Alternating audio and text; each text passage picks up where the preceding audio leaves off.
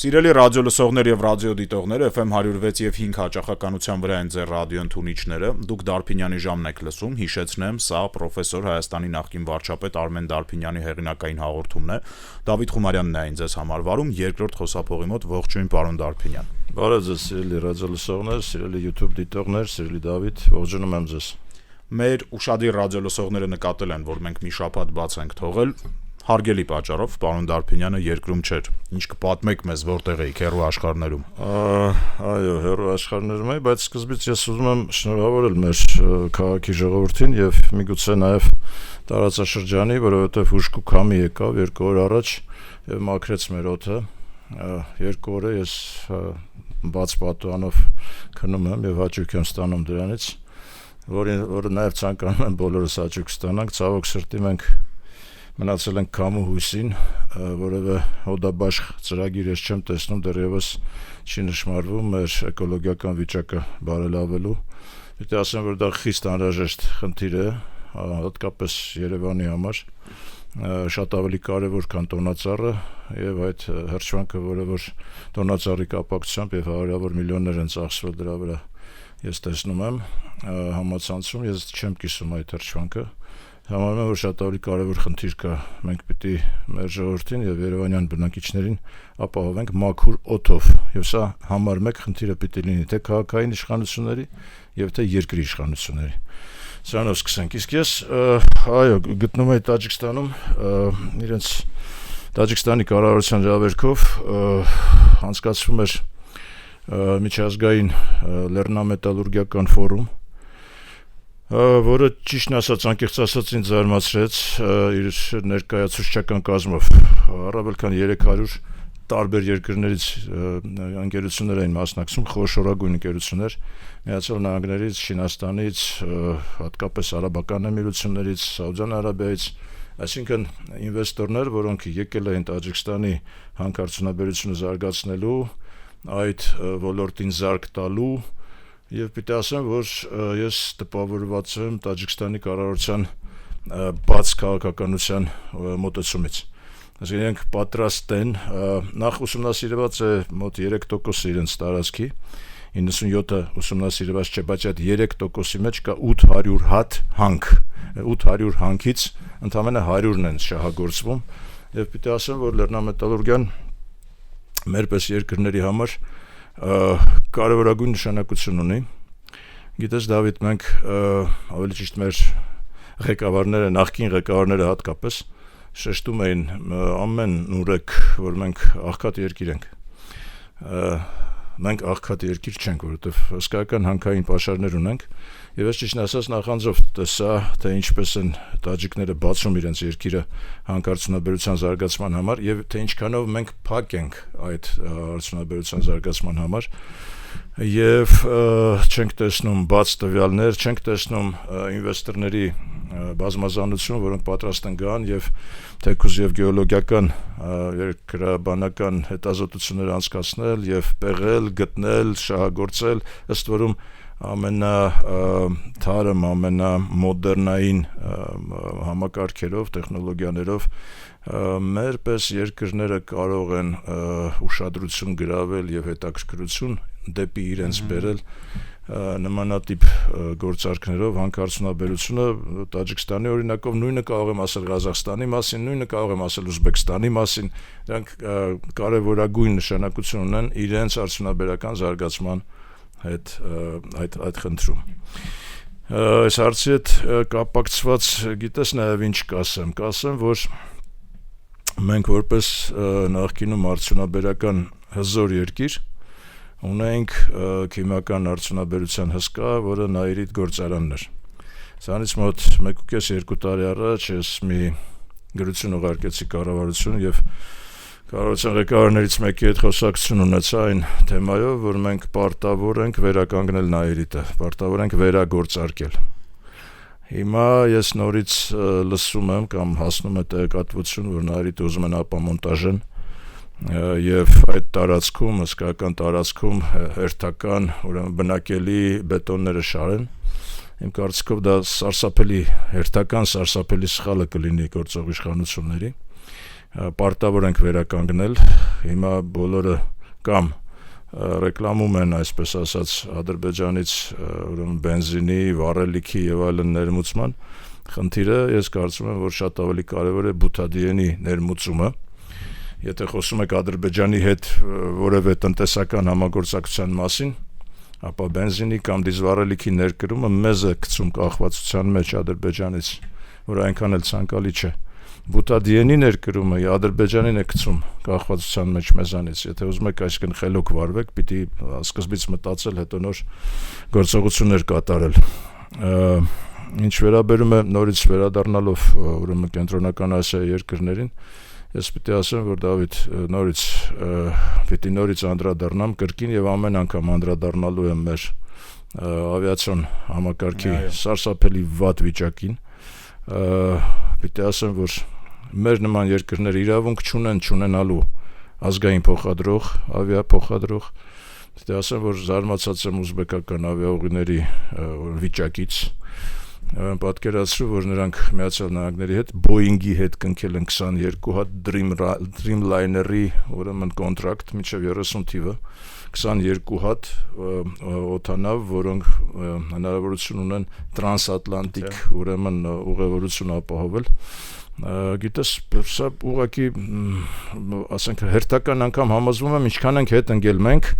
եւ ինչքանով մեր ճղճիմ անիմաստ ուրեմն իրար ուտելով ներքին համակարգը ուղղակի նենց քայքայելով իրար վրա, իրար նկատմամբ եւ այլն քինախնդրությամբ տարված ենք եւ փոխանակ ուշադրությունը դարձնենք հիմնական խնդիրներին, որոնք այսօր մեր զարգացման ուղղակի հնարավորությունները կարող են ստեղծել եւ դեպի ապագա գոնե ինչ որ վստահություն ունենանք մենք սրա հիման վրա։ Նկատեցի, որ Շվեյցարիայում մի հարցում էր իրականացվել, հատկապես ֆրանսիալեզու Շվեյցարիայի հատվածում, ուրեմն ընդհանրապես տարվա բառ նրանք որոշում են, ելնելով Այդ Օքսֆորդի համալսարանից է, չէ՞, սկսել։ Բոլոր հրապարակումներից ելնելով, ասենք որն է տվյալ տարածքի տարվա բառը։ Ուրեմն ֆրանսիախոս Շվեյցարիայի տարածքի բառը 2025 թվականի համար գենոցիդ բառն էր։ Ուրեմն իհարկե դա կապված էր պաղեստինյան իրադարձությունների հետ եւ շվեյցարական համայնքի մտահոգությունների եւ նաեւ նրանք շատ ավելի հումանիստական մոտեցում ունեն այդ ամեն ինչի նկատմամբ, բայց գենոցիդ բառը համար մեկ բառն էր ու ես ցավով անդրադարձա, որ այդ հրապարակումներում գենոցիդը նշվելով որևէ անգամ չի նշվել հայոց ցեղասպանության հարցը։ Մեր գենոցիդը չի նշվել եւ դրանում ես մեղադրում եմ նորից եւ կրկին մեզ, որովհետև մենք կարծես թե այսպես մոռացության ենք տալիս գենոցիդը, որը մեր աչքերի առաջ ամեն օր այսօր կատարվում է մեր Արցախի տարածքում, որովհետև պիտի անպայման շեշտվի, որ մեր մշակութային կոթողների նկատմամբ ոտնձգությունները, դավանափոխությունները մեր եկեղեցիների ալբանացումը եւ այլն, դրանք բոլորը ընկնում են գենոցիդի սահմանման մեջ։ Այսինքն գենոցիդը կատարվում է այսօր եւ եթե մենք դրա մասին պետականորեն եւ ակադեմիական մակարդակով եւ պետության կողմից ակադեմիական մակարդակին հստակ ուղերձներ հղելով չենք անդրադառնում, մենք կորցնելու ենք եւս տարածքներ, եւս արժեքներ, որովհետեւ ես վստահ եմ, որ Ադրբեջանը երբեք չի դադարելու խոսել Խոջալույի գենոցիդի մասին, երբեք։ Վստահ եմ, որ նրանց բոլոր դասագրքերում այդ գենոցիդի մասին հիշատակում անպայման լինելու է, որում նրանք անպայման մեղադրելու են մեզ հայերիս բարբարոսության մեջ եւ գենոցիդի իրականացման մեջ, իսկ մենք եթե ընտրում ենք մոռացության տալ այս ամենը, մենք պարտվելու ենք կրկին ու կրկին նորից ու նորից։ Այս իմաստով իհարկե Փաշինյանի վերջին անդրադարձը Գերմանիայում, որ մենք եկեք մոռանանք ուրեմն մեր վերադարձի մասին Արցախահայերի, իսկ դուք մոռացեք ձեր 300,000 հոգու վերադարձի մասին Հայաստանի Հանրապետության տարածքներ, բացարձակապես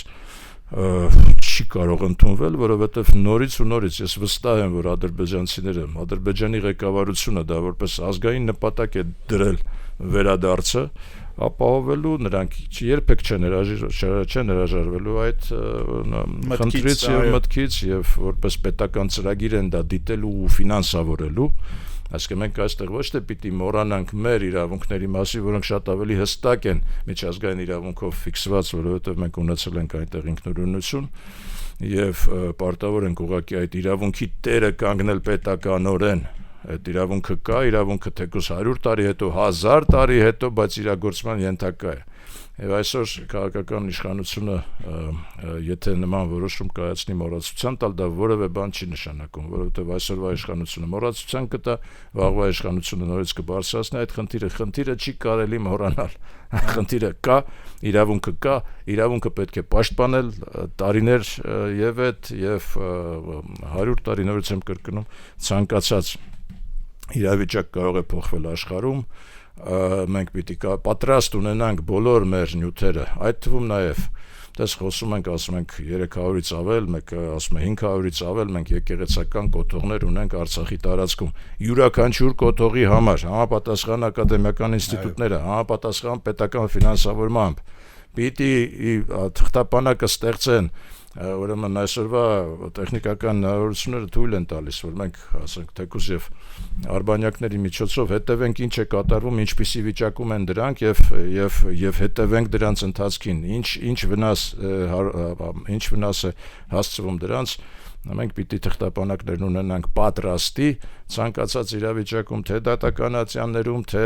հետագայում, այսպես ասած, մեր բանակցությունների արդյունքում հասնենք նրան, որ նախ պահպանենք մեր կոթողները, երկրորդը իրավունքը պաշտպանենք վերադարձի, որից հրաժարվելը ուղղակի դե բացի դրանից, որ անհեթեթ է, նաև անիմաստ է, որովհետև մենք հրաժարվում ենք, իրենք չեն հրաժարվելու։ Ինչ վերաբերում է իրենց գալուն, մենք ինչպես այսպես մի տեսակ շատ թեթև ենք վերաբերվում, որ սա իրանք կգան, ամբողջը կկլանեն եւ այլն։ Պետության հնարամտության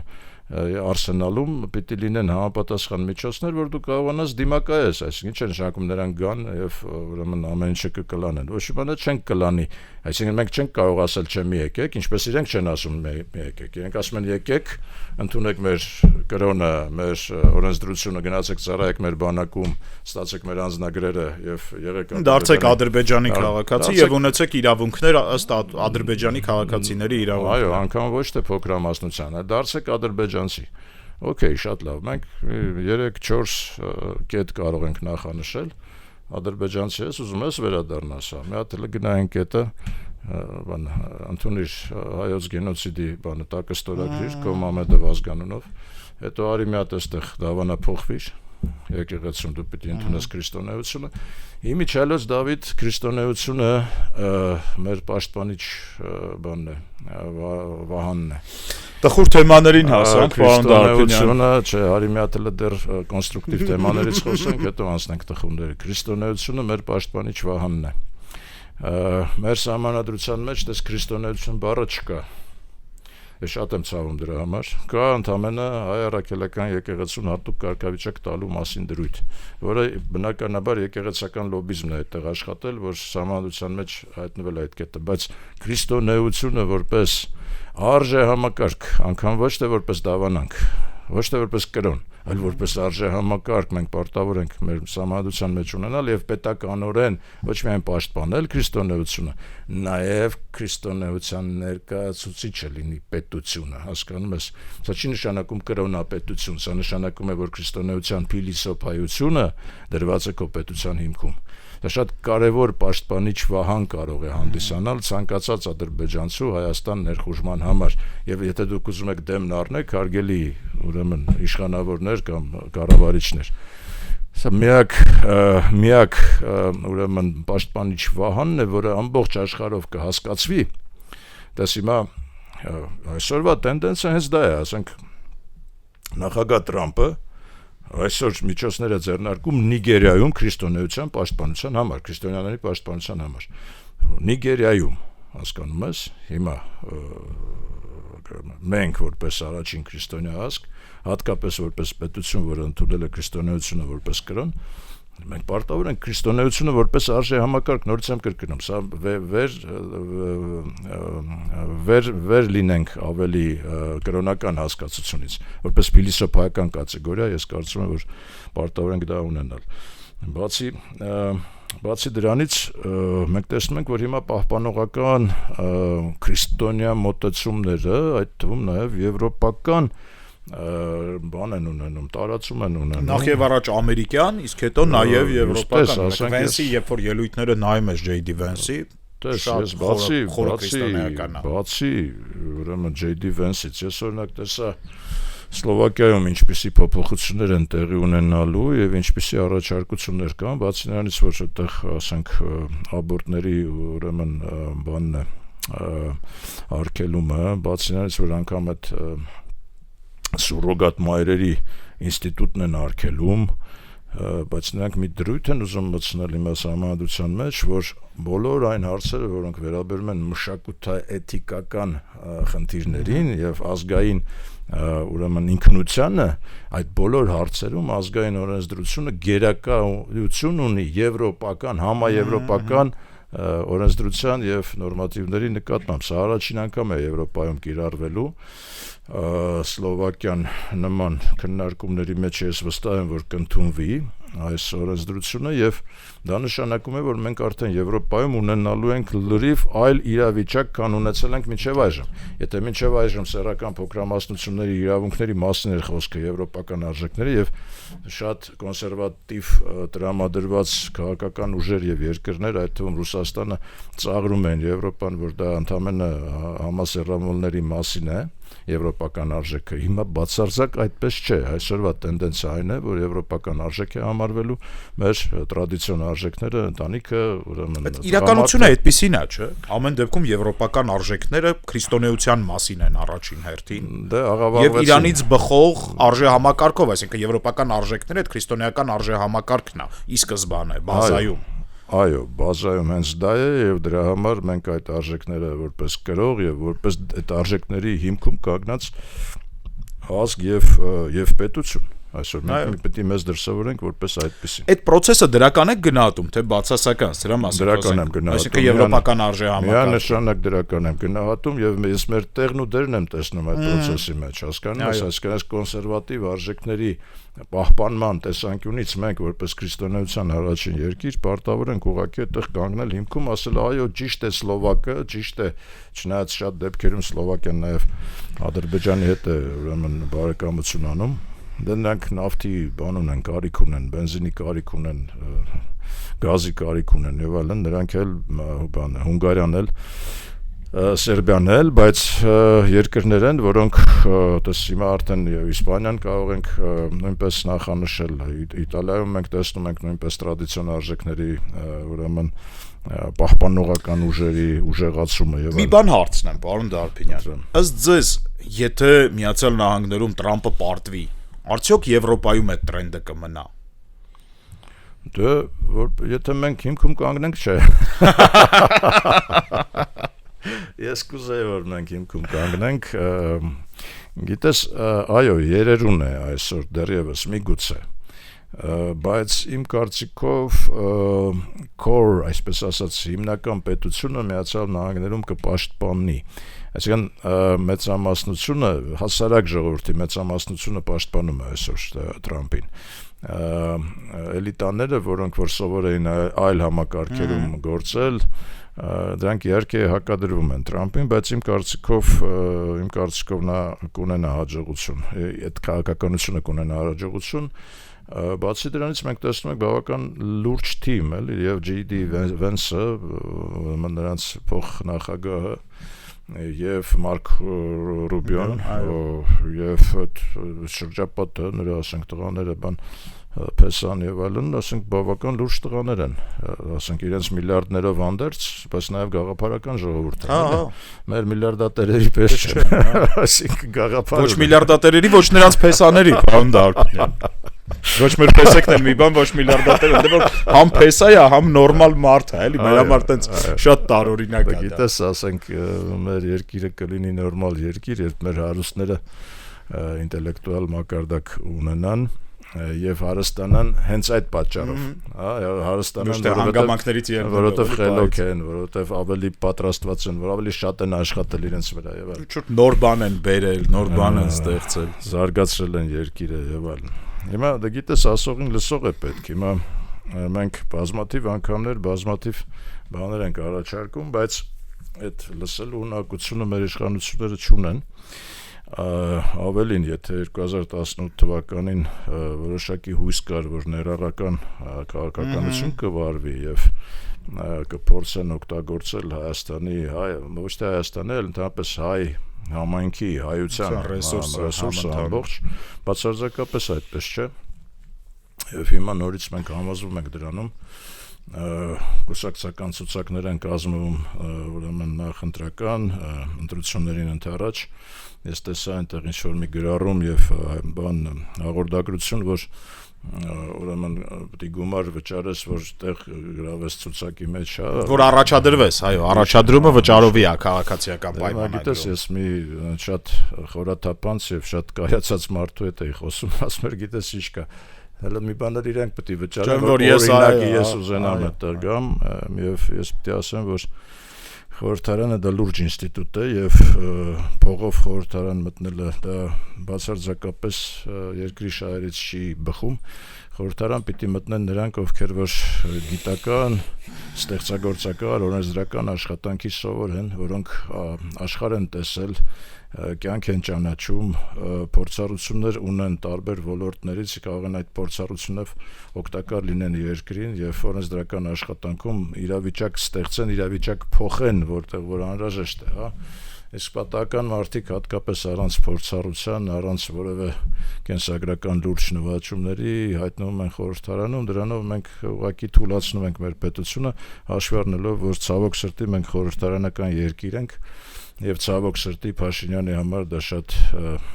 շատ հարմար իրավիճակ է եւ այդ պատվերը, որը իջեցվել է Սահմանադրական հանձնաժողովին, խորհրդարանական պետության պահպանության մասին է, որը ես բացարձակապես չեմ ողջունում եւ դրան դեմ եմ, միշտ եղել եմ նախագահական համակարգի կողմնակից, որովհետեւ միայն նախագահական համակարգի, ուժեղ նախագահական համակարգի ներքո է հնարավոր ստեղծել պրոֆեսիոնալ կառավարություն, ներառական հնարավորություններ ստեղծել եւ ամբողջ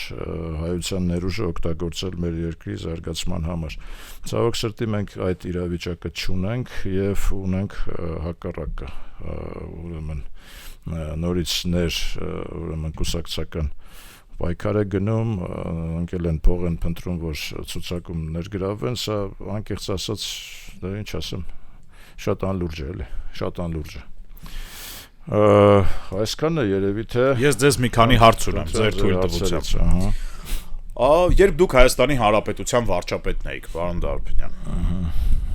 ոնց է ձեր մտքով չի անցել բարենորոգել եկեղեցին կամ ինչ որ օրակարգ բերել, որտեվ այսօրվա վարչապետի մտքով անցնում է։ Ու արդյոք դուք այդտեղ սահմանադրության խախտում չեք տեսնում։ Ինչու իմ մտքով չի անցել։ Ուրեմն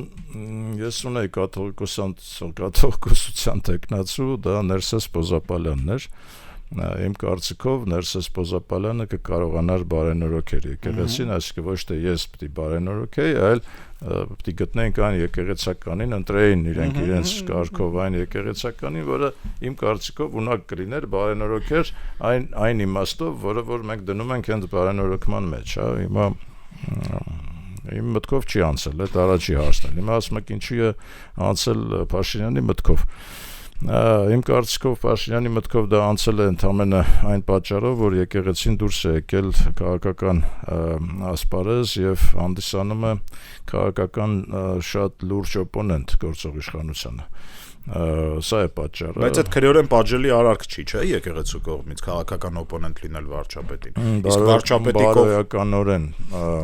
միգուցե, իսկ վարչապետի կողմից լայվում պատմել, թե ինքը ոնց է տեսնում եկեղեցու բարենորոգումը եւ դրա անհրաժեշտության մասին խոսելը, կարծես թե միջամտություն է եկեղեցու գործերի։ Դե հիմա գիտես, ասենք ցանկացած մարդ իսկ ինքը իրեն բանը դիրքավորում է որպես ուղղակի քաղաքացի, չէ՞, հիմա որ հարցնես, ասես դու որպես ինչ ես այդ բանը ներկայացնում, կասես քաղաքացի եմ, չէ՞։ Բայց վարչապետի կաբինետից նստած Դե հիմա տես ունենք եկեղեցական ինչ-որ բան, չէ, վերնախավ, որոնք պիտի հավաքվեն եւ ինչ-որ որոշում կայացնեն։ Իրենք պիտի որոշում կայացնեն, որովհետեւ եկեղեցին ինստիտուտ է։ Այդ ինստիտուտի նկատմամբ մենք կարող ենք տարբեր վերաբերմունք ունենանք, լինելով քրիստոնյաներ, մեկը կարող է ընդունել, մեկը կարող է չընդունել, մեկը կարող է ասել, որ շատերն էլ իմիջիալոց դա են ասում, որ մեր իմ եւ Աստծո հետ բան չպետք չի, միջնորդ պետք չի։ Դասական պրոտեստանտիզմը է դա, չէ՞։ Ասում դա այս պետք չի ինստիտուտը, ես ինքս գնում եմ եկեղեցի, ես ինքս ուրեմն առնչվում եմ Աստծո հետ եւ այլն։ Հիմա կա այդ եկեղեցական վերնախավը, եթե նրանք ունեն ուրեմն մտածմունք, կոնցեպտ, արժանապատվություն, ուրեմն տեր կանգնելու իրենց ինստիտուտին, ներկայացնելու իրենց բարեփոխման, բարենորոգման իրենց օրակարգը, ներկայացնելու ինչպես են իրենք տեսնում ապագան ընդհանրապես, ինչպես են տեսնում եկեղեցու պետության հարաբերությունները, ինչ խնդրեմ են տեսնում այս ամեն ինչի մեջ, հա։ Ինչպես են տեսնում ընդհանրապես եկեղեցին համահայկական կառույց է, էլի։ Հիմա տեսնում ենք էլի, սահմանադրության մեջ եկեղեցին որպես համահայկական կառույց գոյություն չունի։ Սահմանադրության մեջ հայաստանյաց եկեղեցու հետ հայոց պետության փոխհարաբերությունների մասին է խոսվում, հայաստանյաց, հա, բայց եկեղեցին հայաստանյաց չի, էլի, եկեղեցին համահայկական կառույց է։ Պիտի հասկանանք մենք այդ համահայկական կառույցի մեջ ինչպես ենք դասավորում Հայաստանում գոյություն ունեցող եւ տեղակայված թեմերը եւ արտասահմանում։ Արտասահմանն էլ է տարբեր, հասկանում ես, դրանք տարբեր արտասահմաններ են, հա, Իրանից բխող։ Ես մի կարգախոս կուզեի հնչեցնել, որը որ կարծում եմ եկեղեցին պիտի ընդունի, եկեղեցու կողմից բոլոր գործողությունները պիտի լինեն ի նպաստ հայոց պետության։ Դա լինի դրսում գտնվող եկեղեցի, թե դա լինի ներսում գտնվող եկեղեցի։ Երբես ասում եմ ի նպաստ պետության, դա չի նշանակում, որ նրանք չեն կարող կարծիք հայտնել այս կամ այն քաղաքական մոտեցման կամ քաղաքականության վերաբերյալ։ Նրանք կարող են եւ միգուցե եւ պարտավոր են կարծիք հայտնել, բայց նրանց ցանկացած գործողություն պիտի նպաստ բերի մեր պետությանը։ Սա այն կարգախոսն է, որը ես կարծում եմ պիտի մենք փորձենք ներարկել։ Մի հարցելու վերջ, պարոն Դարբինյան։ Լուկաշենկոն Բելարուսիայում Միացյալ Նահանգների նախագահի խնդրանքով ազատել է 123 քաղբանտարկյալ, որոնց մեջ բավականին լուրջ մարտիկ կան, օրինակ Բաբարիկոն հիմնական տեխնացուներից։ Լավ է իրանց մոտ, էլի ամեն ինչ։ Բելարուսական օպոզիցիայի կարող ենք արձանագրել, որ հայկական դիվանագիտությունը չի հաջողում անել այնպես, որ մեզ համար էլ Վաշինգտոնից զանգեն Բաքու։ Նախ Դավիթ ջան, Բելարուսի մասին դա ուղղակի գործարք էր, այդպես չի որ ասենք Լուկաշենկոն մեկ էլ ուրեմն բարոյականացվեց եւ ազատեց քաղբանտարկները։ Խնդրանք նշվել է, որ խնդրել է։ Չէ, դա ուղղակի գործարք է, որտեղ դրա դիմաց Բելարուսը ստացավ կալիումի լրջագույն ռեսուրս ունեցող երկիր է եւ Միացյալ Նահանգները կալիումի լուրջ պահանջարկ ունեն, այսինքն բելարուսական կալիումի համար բացվեց ամերիկյան շուկան դրա դիմաց։ Հա դա գործարք էր ուղղակի, դու բաց թողես 123 հոգու, ես քեզ կբացեմ շուկա։ Շուկան թողեց, այսինքն կար շահագրգռվածություն, Թրամփն էլ, ասենք, միայն բան չէր, հումանիստական չէր մոտեցումը, կոնկրետ ինքը ստացավ իրենը, հա, ինքը իրան պետք էր այդ կալիումը, ինքը դա ստացավ։ Ենթադրում եմ, որ բավական պրեֆերենցիալ գնով։ Հիմա մեր Բաքվում պահվող պատանդների, ես չասեմ անգամ պատանդների վերաբերյալ ասեմ հետևյալը, իմ կարծիքով Թրամփը դիմել է Ալիևին եւ Ալիևը բաց կթողնի որոշ պատանդների։ Ցավոք սրտի այդ որոշ պատանդների մեջ իմ կարծիքով չեն մտնի Ղարաբաղյան լիդերները։ Մեր Արցախի ղեկավարությունը, նախկին նախագահները, 3 նախագահ ռազմական գործիչները չեն մտնելու դրա մեջ, մտնելու են հասարակ արցախցիները, որոնք գերեվարվել են եւ պատանդ են պահվում։ Ես վստահ եմ ուղղակի, որ դա կլինի, այսինքն Թրամփը դիմել է եւ երևի թե այդ իմաստով համաձայնության եկել նաեւ հայ դիվանագետների հետ։ Բայց ես կուզեի նշել, որ Թրամփի ազդեցությունը կուզեի տեսնել նաեւ մեր ներքին հայաստանյան ուրեմն դեմոկրատիայի պաշտպանություն որպես մեր դատավարությունների նկատմամբ նույնպես ես կուզեի սևեռել, կուզեի որպեսզի մենք դες եվրոպական արժեքներ, ասում ենք արևմտյան արժեքներ, առաջին հերթին դա մարդու իրավունքն է, մենք պարտավոր ենք պահպանել մարդու իրավունքը, պարտավոր ենք մեր դատական համակարգը զերծ պահել քաղաքական ճնշումներից։ Այսօր ցավոք սրտի մենք ունենք քաղաքական ճնշումներ եւ այդ իմաստով քաղաքական մոտիվներով բանտարկված բանտարկյալներ ունենք, ցավոք սրտի։ Ես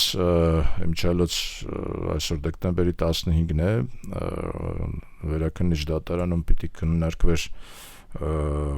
Միքայել Սրբազանի հարցը, հուսով եմ, որ մեր վերաքննիչ դատարանը ուղղակի որոշում կկայացնի նրան ազատ արձակելու մասին եւ դրանով իսկ դատական համակարգի վրայից կհանի այդ խարանը քաղաքական ենթակայության խարանը, որովհետեւ դա սարսափելի խարան է։ Ես համարում եմ, որ դատավորները եւ ընդհանրապես դատական համակարգի յուրաքանչյուր ներկայացուցիչ շատ ավելի բարձր է, քան ցանկացած մեկը այս երկրում։ Այդ երիտասարդները, որոնք ընտրվում են դատավորներ, նրանք պիտի գիտակցեն, որ նրանք սարսափելի բարձր պատասխանատվություն են կրում, իմ կարծիքով դրանք չեն գիտակցում։ Ընդհանրապես ես դատավորների համար տարիքային եւ փորձառության ցենզ կսահմանեի անպայման, որովհետեւ անփորձ տղաները եւ աղջիկները, որոնք դատավոր են դառնում, մարդկային ճակատագրերի հետ են խաղում, դա շատ նուրբ, շատ կարևոր հարց է իմ կարծիքով։ Մարդկային ճակատագրի որոշումը կարող է կայացնել միայն փորձառություն ունեցող, կյանքի ճանապարհ անցած մարդ, որը նաև շատ լուրջ գրաքննության կենթարկվի ինչ-որ մի ատյանի կողմից։ Այսօրվա իրավիճակը այդպեսին չէ, ցավոք սրտի, եւ մենք այդ իմաստով խոցելի ենք որպես երկիր եւ որպես քաղաքացիներ։ Մեր երկրի քաղաքացիներ, մենք խոցելի ենք, եթե դատական համակարգը ուրեմն իր բարձրության վրա չի։ Իսկ այսօր ցավոք սրտի մենք սա ֆիքսում ենք, որ մեր դատական համակարգը ենթարկվում է քաղաքական ճնշումների։ Սիրելի ռադիո լսողներ, այսքանն էր այսօր մեր հաղորդումը, հաջորդ շաբաթ նորից կհանդիպենք, հետո արդեն կտեսնենք, թե ով երբ է գնում արձակուրդ։ Մի շաբաթ կաշխատենք, պարոն Դարբինյան, ոնց է կարծում։ 22-ին մենք, այո, կձայնագրվենք։ Մի շաբաթ էլ, հաջորդ շաբաթ սպասեք մեզ, Դարբինյանի ժամների եթերում Դավիթ Խումարյանն էր այն ձեզ համար վարում։ Հաջորդ շաբաթ հանդիպում ենք, այսքանը։